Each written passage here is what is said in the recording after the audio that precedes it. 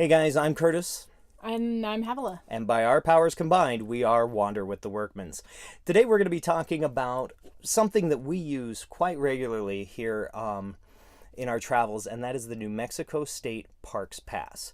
And this is a wonderful option for exploring the state of New Mexico Mm-hmm. and also controlling the costs of your RV living. Mm-hmm. Now, in terms of the logistics of this pass, first of all, it's available at any park office. They also offer it online. The caveat to that is that you have to have an address for them to send the actual pass stickers to.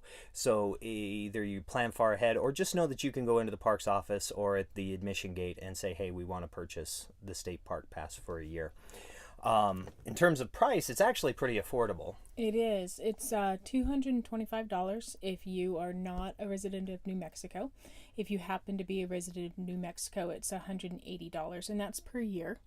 So I'm going to assume most of you guys are not a resident of New Mexico. That ends up being about $18.75 a month that it costs to have this park pass.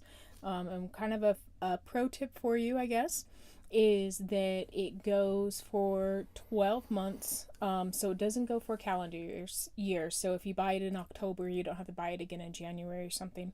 But as an example, let's say you buy it on April 1st, 2018, it will be good until April 31st, 2019. And so if you really want to stretch your money, you should buy the Barks Pass at the beginning of the month because it will expire at the end of the month of the next year, basically giving you 13 months for your dollars. So that's pretty good. So really, that is affordable. And here's what you get with the New Mexico State Parks Pass. First of all, it gets you gate admission to all of the parks.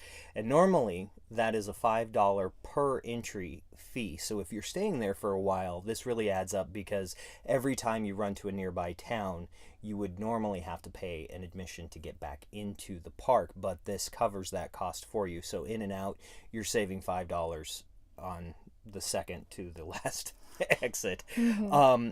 It also gets you $10 off any of the camping sites. So the normal three types of camping that they have available in most of the state parks is dry camping, partial hookups, and full hookups. Yeah. Now in the dry camping situation, that is a $10 fee to dry camp per night. So with the state parks pass, it then becomes free. Because it's $10 off of whatever kind of setup that you choose. One quick thing that I meant to note is that there are occasionally sites that have water only, and those are also $10 a night. Right. So their definition of dry camping varies just slightly because you can get the water service by itself. If it has Sometimes. power, you're going to step into the next level of partial hookup. Mm-hmm. And that is $14 a night normally. So for somebody who has the Parks Pass, you're talking about a $4 per night charge. Mm-hmm. And in some of the campgrounds, they do have completely full hookups, power, water, and sewer. Mm-hmm. In that case, those are $18 a night normally. With the Parks Pass, it goes down to $8 a night.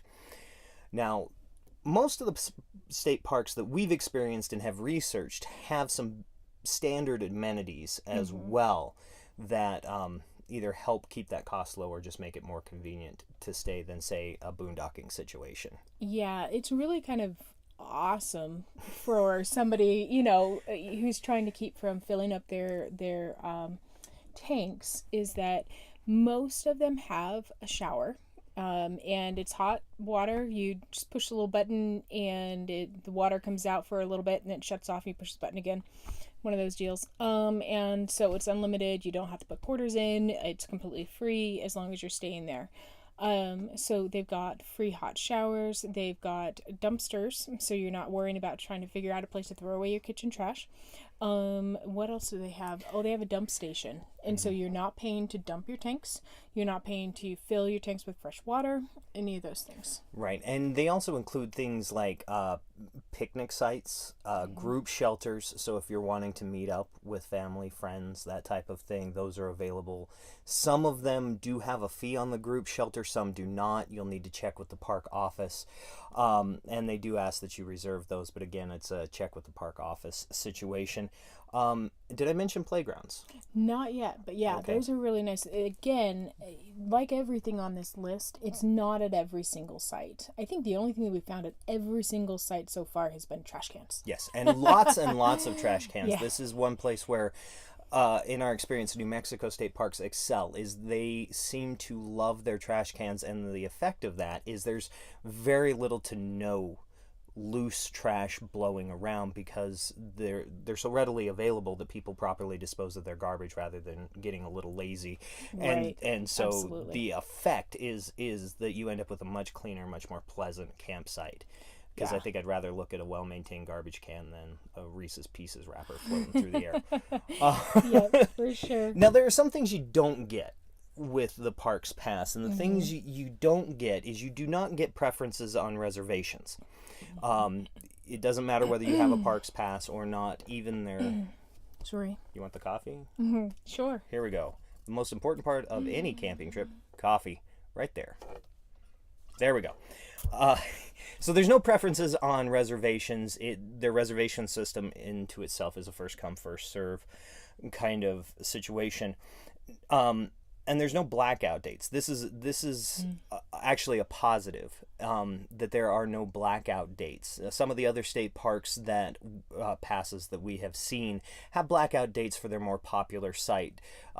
There are others across the country, but the one that sticks out in my mind is Arizona. There are specific passes that allow you to go to Lake Havasu, and you have to buy those on top of the state park pass. There are blackout dates. You can't get it on a weekend. You can't do this. You can't do that. Memorial Day weekend, these, the big weekends tend to, you can't use the Parks Pass on that day. That is not true of New Mexico. You can use it 365 days a year. No problems at all. Now we like to wing it, so we haven't really used the reservation system, and there are some quirks Right. Yes. to the New Mexico reservation system that you should be aware of. First of all, there is a processing fee for making a reservation online. So even though you have the Parks Pass, it takes the $10 off. There is an increased charge for using their online system. The other thing is that at that point it asks you to register whether or not you have pets, and they will charge you a pet fee, which they don't charge if you just pull up and pick a site Right. and you have a pet. It's just part of the camping experience. But if you use the online system and you admit to having a pet, they charge you for it.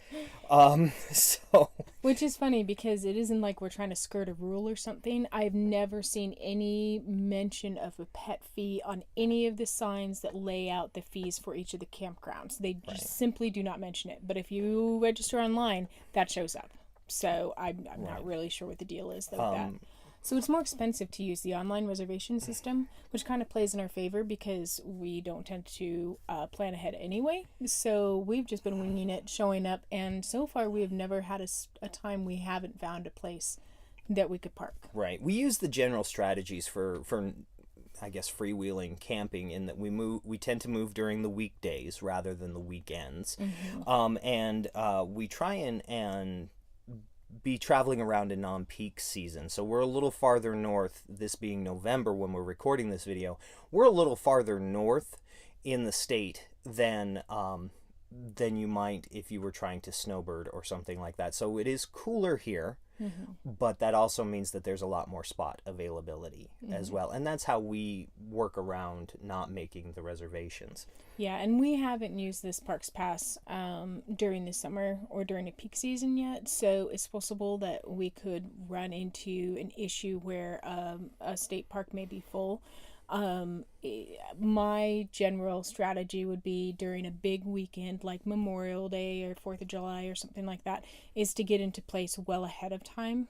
Each park has the same rule in terms of you can stay there for 14 days before you have to move on. And so if it's coming up on Memorial Day, I wouldn't wait until Friday night of Memorial Day weekend and be like, hey, let's go find an open spot. Yeah, good luck with that. Right. We'd probably be there a week beforehand to make sure that, we're not going to be without a place to park ourselves. Now, in terms of long-term strategy, as far as planning out your RV living, New Mexico has a lot of things going for it. First of all, it has a wide range of climates in it, and a pretty big variation in elevation. And so one of the things that we really liked when researching this, and are finding that it plays out, is they have something that's called like the magic circle or the enchanted circle. And basically what it is that if you look at a map of New Mexico and overlay the locations of their state parks, they seem to rim the outside of the state. And so you're able to start in the north and say fall and work your way down one side of the state all the way down to literally the border with Mexico, and find those high desert or low desert warm places. But as you chase those temperatures, you're not moving from one extreme of freezing to baking hot. You can follow those temperatures, and then again, once you're in the south, you can chase them back up during the spring. And that was one of the things that really attracted us to the layout.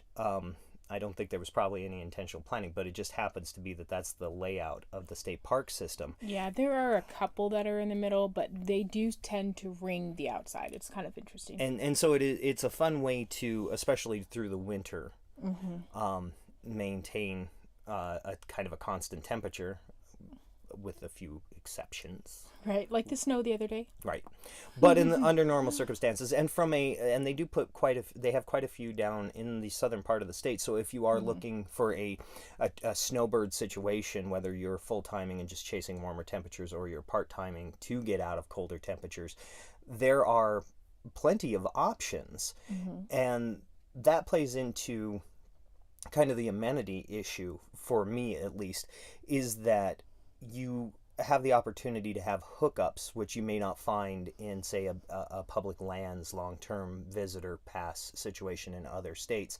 And we found that hookups in the wintertime or the cooler temperatures are just as important.